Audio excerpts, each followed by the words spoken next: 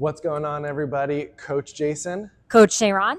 We are back with another episode of the Mach 1 Method. Today, we're going to be chatting to you guys and with one another a little bit about what separates an advanced lifter from a beginner lifter.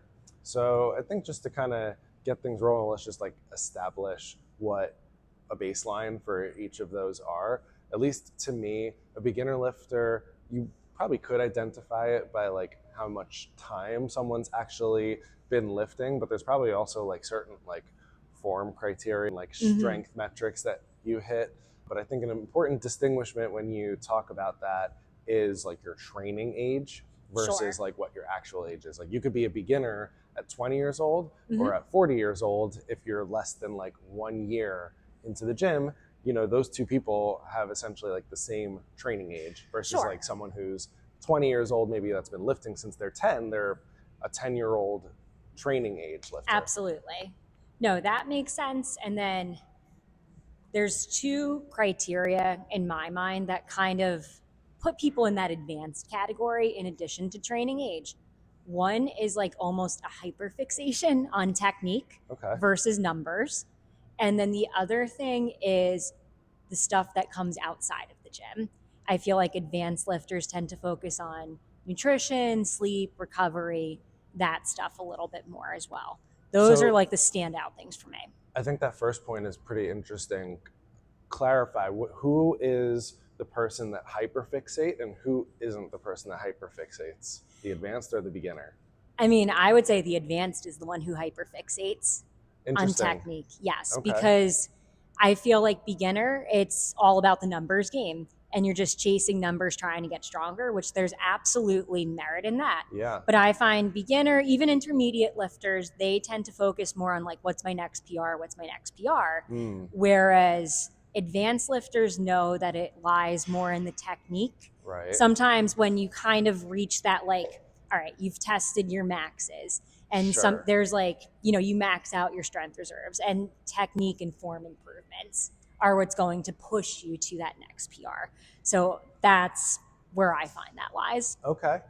I think that's really, that's a good perspective to kind of lie into, because that's also lies into lifting maturity too. Yes. Because that's that to me stands out as a mature lifter versus an immature lifter. Yeah. You think of mature lifter's seen some shit. Kind of been around the block a time or two. You've kind of gone past the ego lifting. Yes. And you're settling more into a version of yourself that knows that you can't rush progress, that you have to, take things step by step. You have to refine your technique. Is that kind of exactly what I'm getting at? Yeah. I think that makes sense, because that's not originally what I thought you meant, but clarifying that makes a lot of sense. Sure. I think you could probably interpret it another way, where a beginner might hyperfixate on their technique and not be willing to push the weights out of a lack of comfortability. Sure. Also, that can be true. Also, I do understand that perspective. Yeah, because it's you might have a beginner that's just too focused, and then they're thinking about too many things. Been there, done that. Right. And I guess, let's just clarify for a second that we're really talking about Olympic lifting here. More so. This obviously, more like the barbell sports and stuff like that. Right. Obviously this can correlate to other aspects of the gym as well, but I think our brains initially went to Olympic lifting or power. It's what lifting. We're used to. Yeah. But yeah, I think it's interesting, because I think that's a really cool point you brought up, that you can kind of spin it in both directions as characteristics of a beginner and an advanced. I think also maybe along the same lines, but the intention of how you go into every session also is pretty indicative of whether or not you're an advanced lifter or not. I think you or I or any of the Mach 1 coaches know when an experienced lifter, even if you never worked with them before, comes into our class. Oh, you can tell just how they warm up, the questions they ask, and just even how they go about their, there was the mobility warm up I was referring to, but even how they load the bar for warm up. They don't just get right into it. There's a strategy, and you could see it whenever a more advanced experienced lifter comes in.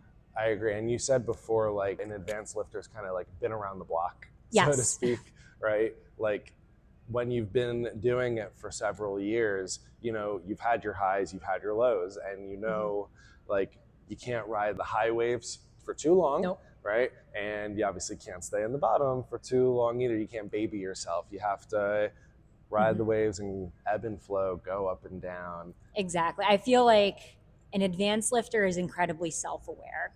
Mm, Like there's a yeah. lot of self-awareness. Like they know themselves, they know training wise what works for them. And it's not to say like, oh, they can just train themselves and be good. Like there's still benefits to being coached, but like they know what works, what to look out for, like all that stuff. I think just to piggyback off of that, like that's like we call that auto regulation. Yes. Right? When someone walks into the gym and they know like, okay, like even though the program says 80%, Yes. like am I going exactly 80%? Am I going 82 or 85 today? Or am I backing off to 70 or 75 today? That last point, that's what I was going to say. More advanced lifters too, they know when to back off. Right. As well. I need to push until I like can't push anymore. It goes out the window with them. And that's that auto regulation that you were talking about. Exactly. And I think if we can maybe even speak on that for any beginner lifters who might be tuning in, like, you know, whether or not we want to define ourselves as advanced or not, we're at the very least experienced Depends and on the knowledgeable. day. Right. But I think we know that you don't need to push every session to the max in order to get the maximum amount of results. A lot of the times, the maximum amount of results just really comes from the most consistent amounts of training. 100%. And that consistency doesn't necessarily have to even be related to intensity, right? No, it doesn't. You know, they're not necessarily related to one another at all. They might be correlated, Exactly. but you know, it's not every day is going to be the high, you know, green light push it day. You know, and up to that point, not every day is also going to be like a red light don't do anything day. No, but again, it's that auto regulation aspect. Right. And knowing your body, and that, like what you mentioned, like being self-aware and understanding what kind of day it is. You know, maybe not when you walk into the gym, but when you start warming up. Oh yeah, That's usually especially your like indication. Olympic lifters can relate. Like you know, if you're warming up snatches and like Shoulders the tight. second you touch an empty bar, you know if it's going to be like a good snatch day or not a good snatch day. Right. No, you can just feel it. And you know, I guess just to make it a little more relatable, like self experience and stuff like that. I remember I used to be embarrassed to like want to ask for like a deload. Oh, I'm really? like, oh yeah, 100%. I was like, I'd look at like, you know, people around me and I'm like, well, they're not tired. They're pushing through. So That's interesting. Once I realized, I'm like, you know, you don't need to keep up perfectly. Like you need to do what works for you. Because that was when I was figuring out like my Hashimoto's and stuff like that. And it's like, you know what? I need more rest than some people. And that's okay, you know? Yeah, everyone's going really at their own pace. Yep. You know, even though a group of people like our team might be following a similar program, it doesn't mean everyone's going to respond to that program the exact same way. In fact, like we don't, as coaches, anticipate everyone to respond the same way.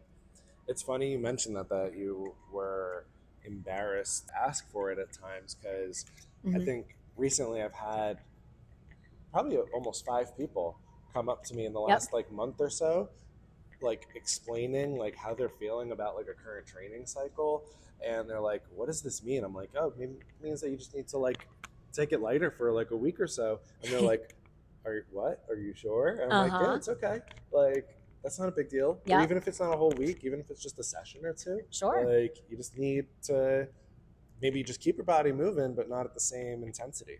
Exactly. I think it's kind of like that motivation mindset where it's like, once you outgrow the thinking of like, if I just keep trying harder, like it's going to fall into place. And then that self-awareness kind of comes in. And then, you know, I think that's better than just relying on like pure motivation and like the no pain, no gain mentality.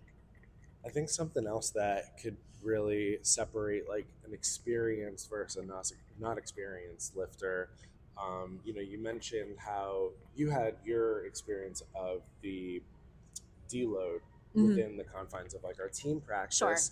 And in weightlifting, it is an individual sport, but we train in a team environment. Yes. And I think a beginner lifter, right, Mm-hmm. someone who's just starting out, might be heavily influenced by the crowd and Yeah, be you like, all want to right, keep up. right, like, should I be at this level or should I not be? And like Mm-hmm. an advanced lifter might be more inspired by the crowd Yes, and also giving that energy back to the team, but at the end exactly. of the day doing what's right for them in that moment. You can separate yourself a little bit.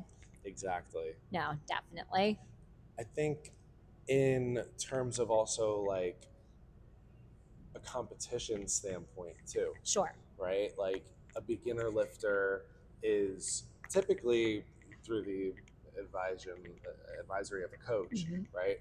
They're going to be a lot more cautious and Yes. steady with how they approach the barbell, right? Sure. That more advanced, that more experienced lifter, they're going to be comfortable taking either a bigger jump or be willing Oh yeah. to, go like back to back and like be in the middle of the pack, so to speak, with Mm-hmm. weightlifting, and like you might be like fighting for that next spot on the bar, Yeah. right? It's like, your first meets or first couple of meets, honestly, you want to go 6 for 6. Like Right. that's always the goal, build confidence.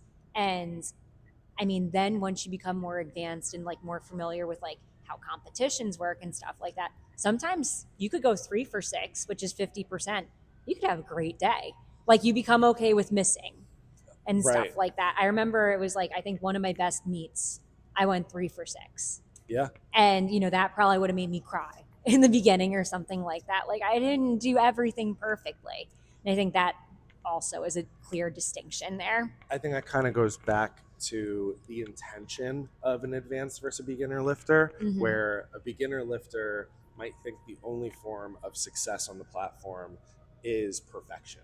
Yes. And an advanced lifter, is gonna go in with a plan, go in with like the idea of like, this is my main priority. Like maybe it's the snatch. Like I really want to focus on the snatch PR and whatever I wind up getting. I want to hit my minimum on my Mm-hmm. clean and jerk, or it might be vice versa. Sure. But the advanced lifter has a plan. They know perfection isn't the goal. It's just what steps can they take to make sure that they're getting towards probably an even bigger goal than what Sure. that one meet is really having them focus on or achieve. Like there's always a strategy in place for the next step moving forward. Right. It's only, and I think that's kind of circling it all together, is like, it's a stepping stone. Yes. Rather than like the ultimate platform.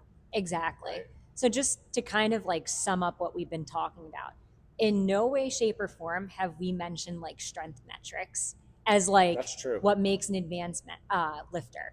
A lot of It's all mindset. about, I was going to say the mindset, the mentality. Yeah. That's what we've kind of been talking about. So, it's not always who can do the most weight. That's the most advanced lifter. Yeah. I guess, do you want to touch on some of Mm-hmm. that though? Like, because I think Sure. there are some numbers that are tied to, what separates like maybe someone advanced to the general population versus like elite to the world, right? And I think Mm-hmm. those are like important distinguishments to make. Is, we all get inspired by like the Hampton Morrises and the Olivias of you the go, world, guys. right? And keep it up. Yep. But the vast majority of people are not those people. We're not hitting numbers like that. No, right? Absolutely not. But we can still deadlift it. It's okay. Right, we could deadlift it. Yeah. And they're throwing it over their head. Yep, exactly. Cool. No, I mean that's an advanced lifter when they're throwing like double their body weight over their head. Right. Relatively easily. There is some strength metric component, but I'd say, those people are far and few in between. For like from a woman's perspective, what do you think are some milestone, not necessarily like advanced or beginner or intermediate, obviously you could tie them into however you feel like is necessary or important, but what do you feel like are some big milestone numbers for women, not just in Olympic lifting, Mhm. but in strength overall on the barbell too? Yeah. I mean, in terms of like just general population, like women's stuff, Yeah. um, I would say not even so much like the number on the bar. I think that's hard to quantify. But I do think, again, going back to the whole mentality, like not being afraid to like test your maxes Mm, on the barbell and training, based off of like percentages right. and stuff like that. Because sometimes I think it's like, oh, just do what's comfortable, do what's easy, feel good, get out, which there is some merit to that, but also applying like specifics to your training. Actually getting Um, some intensity. actually getting some intensity. I mean, I would always say, like, if you could, just to give a few specifics, like if you could squat your body weight, like that's a good strength metric. Deadlifting like 1.5 times your body weight, like, just to name a few off the top of my head, For you sure. know, because sorry about that. Technical difficulties. We got cut off We're there. back. And Apple storage is a lie, evidently. But we were talking about strength metrics for women, and we kind of left off with that. I will say the one way to make sure that you are hitting advanced lifter strength metrics is not neglecting your accessories. And I think that's like a really important distinguishment to make, because that's an advanced lifter mindset, is Yes, to not skip the accessories. That kind of wraps back in with like the beginning of the conversation around intention and mentality, is exactly. not just saving that mental effort for the big lifts, Hmm. but making sure you're hitting your rows, your single leg RDLs, all the stuff that the coaches put in the program. It's like, why am I doing this? It's there for a reason. Exactly. Yep. Um, but I think that's really important to make sure that we are hitting those accessories, and that, again, like, And there's intention behind even the accessories. yes. And that's ultimately going to help you build strength rather than just lift and try to test your strength. That Absolutely. really doesn't do anything conducive for actually getting stronger. And that's Yeah. one of the things that's going to keep a beginner lifter for several years, Hmm. if they're not adhering to a good, full and complete strength training protocol and not neglecting the stuff they might not want to do. Exactly. It's, no one likes to torture anyone for a reason. And, coaches program in a specific way to get you stronger. So it's, even though they're not as fun as maybe hitting a big squat PR, doing your rows, your RDLs, your core, all that stuff, Absolutely. huge foundational stuff that builds into bigger, stronger main lifts. So, Absolutely. yep. So drop in the comments, guys, what is your least favorite accessory? I want to see how many people say Bulgarian split squats. It wasn't like I was just about to say it, but whatever. Whatever. But also leave in the comments how long you've been lifting, or whether you think you're a beginner or advanced lifter, and maybe what other questions you have for us for some future episodes. But with all that being said, Yep. Mach 1 out. Boom. Boom.